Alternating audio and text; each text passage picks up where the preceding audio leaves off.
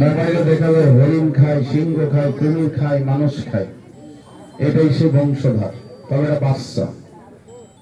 এটা আমাদের বাজারে জবাই হয়। মাংস 800 টাকা কেজি, ব্যাঙের মাংস 400 টাকা কেজি, কুশের মাংস 500 টাকা কেজি, কাসিমের মগজ 700 টাকা কেজি। বড় টিকটিকি আছে, গুলশাপ আছে, ব্যাং আছে, দেখে নিয়ে আসেন। এটার কোনো খেলা হবে না। এটা ছাড়িয়ে দিলে এটা দৌড় দিবে, আপনারা সাপের লগে দৌড় দিবেন, তাহলে কি কোনো খেলা হবে?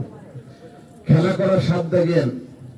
আমি গবস্তাপুর বাজার থেকে ধরছি, সাপটা লিঙ্গুরে টোকা দিলে মাথায় ঘোনা ধরে। কি সাপ বলেন আপনারা? কথা বলেন। গমা সাপ, গমা সাপ, গমা সাপ।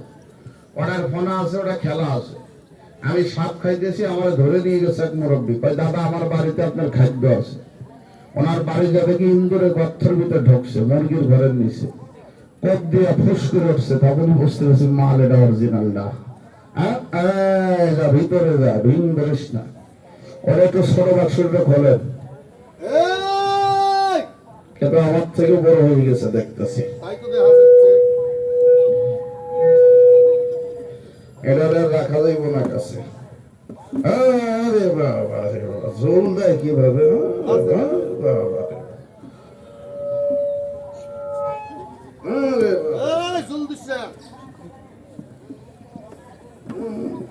জোল দেয় কিভাবে দেখছে?